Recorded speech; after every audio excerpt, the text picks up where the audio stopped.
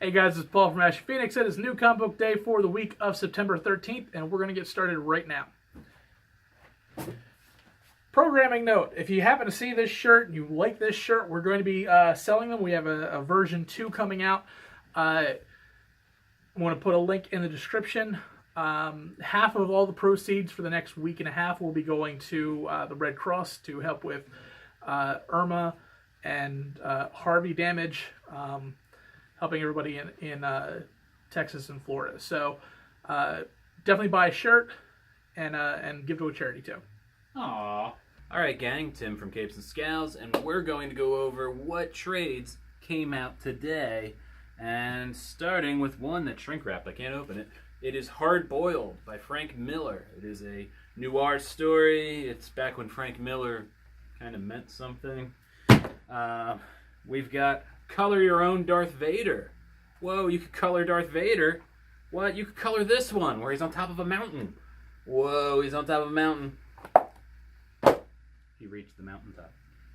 Then you got Deadpool in space. Whoa, what's he gonna do in space? Something horrible. Then we've got The Kingpin. You know that Paul reviewed a lot of the Kingpin issues, and you know that he liked it, and he's probably right. We've got Batman, His Greatest Adventures. I assume this is all from the animated series tie-in book. It appears to be so. Most of that was pretty good. We have a new volume of Harley Quinn. Red Meat. I don't read that. We have a Valiant book here. We got Britannia, Volume 2. I heard this book got really good. I didn't like it when I read the first issue. Maybe I'm wrong. Probably not. Then we've got, from Vertigo, we got a new Hellblazer. Can't talk, Paul. We got a new Hellblazer. A new old Hellblazer.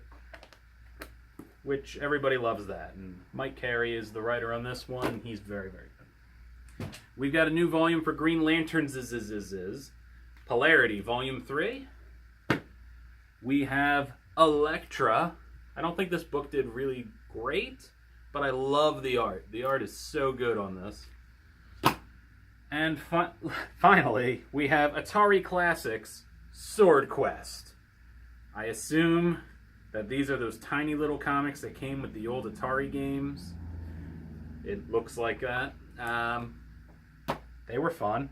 Were they as fun as Double Dragon 2 The Revenge? Probably not. Alright guys, first up we have Secret Empire Omega issue number 1. It's only a one-shot. I don't know why they number one-shots if it's only a one-shot. It's only the one thing. But Secret Empires, it's not ending. It's just never ending. It keeps on going. Not a lot happens in this one. This is definitely one that you can skip unless you were absolutely in love with the Secret Empire series, which I was. It's basically just a sit-down between Captain America and Captain America and going over who won, who really won, all that kind of stuff. It was very well written. It's a very intense book in terms of writing because, man, there's a lot of it. So you were going to be sitting there and reading for a while. But I thought it was a great book.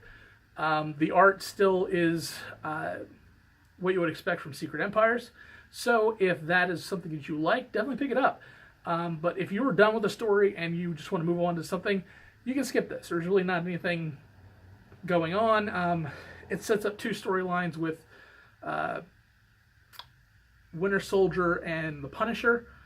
So if those are characters that you really like, check them out. If not, you can kind of skip it, but I liked it. So pick it up.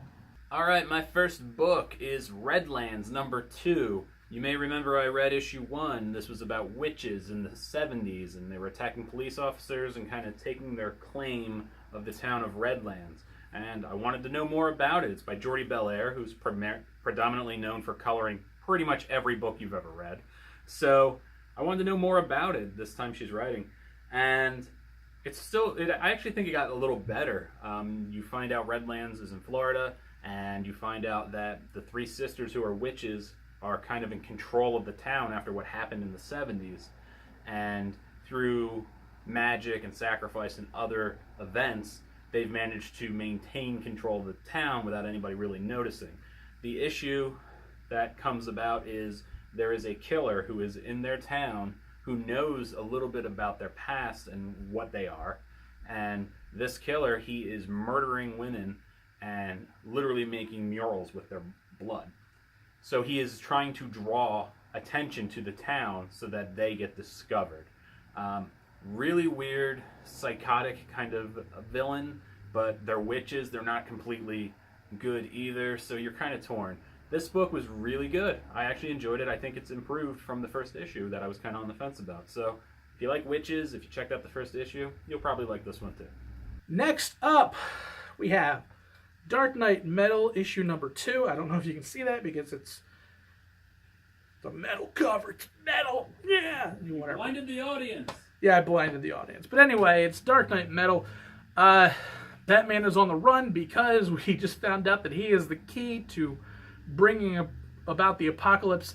In a typical Batman fashion, he feels that he can do it on his own, and bad things happen. It's decent. There are a couple stupid things in the book that can be overlooked, but overall, it's kind of interesting to see where this is going to go. I don't know if it really kind of did the setup that I would say in like Secret Empires. The one thing I liked about Secret Empires is it really did tie a lot of things together, like Pleasant Valley,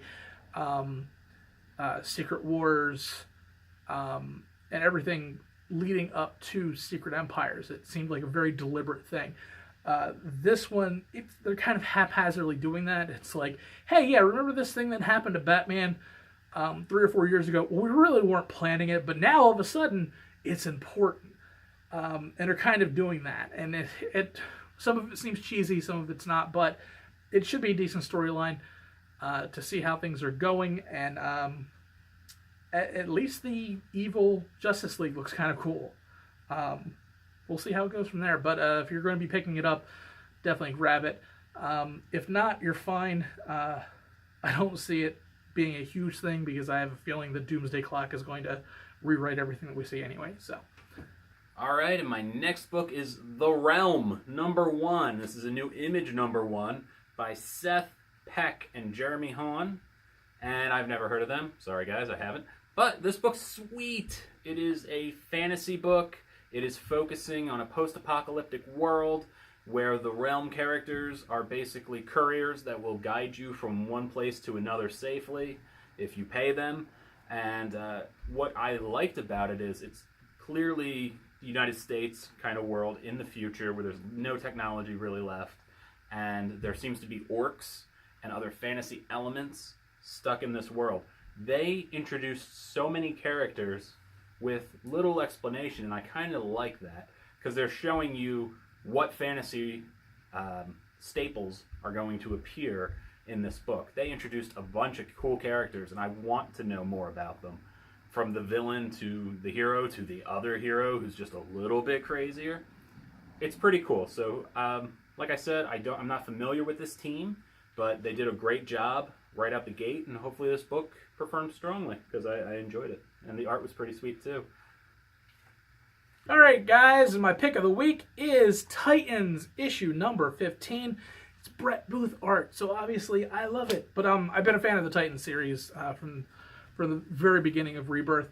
It's definitely my favorite book. It's the only one that I seem to be able to stay current on.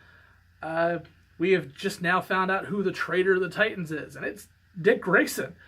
It's not really a spoiler because it's literally on the cover, so it's not some big spoiler.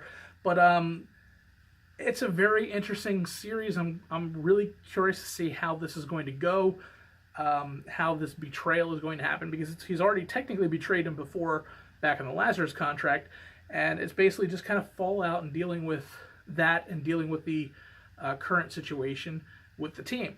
But the writing has been solid throughout the entire series.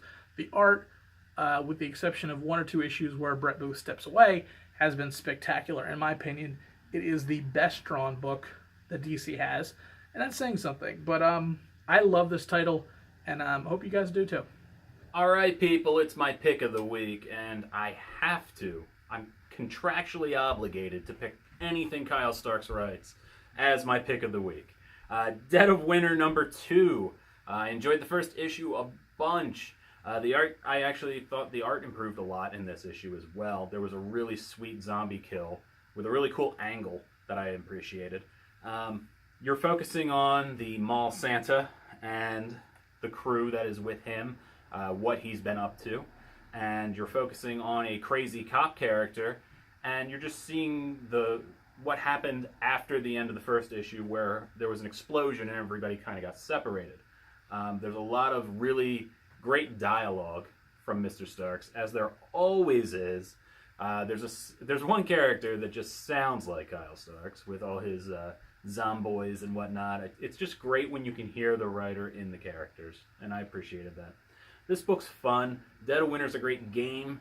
It's just a great little addition to the world. You don't always get that, so enjoy it. It's pretty sweet. There's a mall Santa drinking. You love it. Buy it. Do it. Alright, and that's it. I don't always remember to point at things. There's probably something up here, but there might not be. It could be down here, or maybe it's over here. Sweet video of some kind. Yeah, you're a good video. Alright, and there's nothing up here. Nothing. Alright, guys, and that's it for another week. Tim already did the pointing and everything like that, and caressing and kind of molesting a video down here in the corner. So make sure you check us out next week. Make sure you grab a t-shirt. These will be on sale for the next, I think, 9 days. So grab one. 50% will be going to the Red Cross, or American Red Cross, rather. And looking forward to seeing you guys next week.